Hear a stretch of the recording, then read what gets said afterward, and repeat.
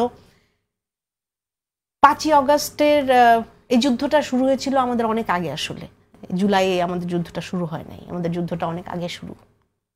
13 বছর পার হয়ে যাওয়ার পরে জুলাইয়ে যখন আমরা শ্রমিক জনতা, ছাত্র, আমাদের ভাইদের সাথে, আমাদের পরিবারের সবার সাথে যখন আমরা রাস্তায় নেমে আসি, তখন ফ্যাসিস্ট হাসিনাকে পালিয়ে যেতে বাধ্য করা হয়। কিন্তু যেই যে অংশ যেটা রয়ে গেছে, বাকি যেই অংশটা রয়ে গেছে এখনো স্ট্রাকচারের মধ্যে, সেই স্ট্রাকচারের অংশটাই এখনো আমার মনে হয় প্রতিবন্ধকতা সৃষ্টি করে যাচ্ছে।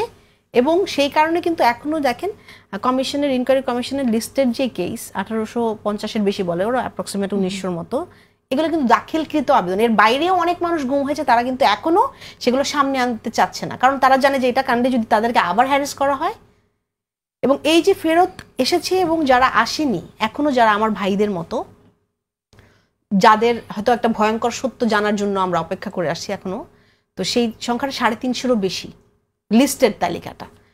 তো এই যে লিস্টের তালিকা, এদের কাছে এখনো পর্যন্ত এই সত্যটা আসেনি যে কি করা হয়েছে তাদের সাথে।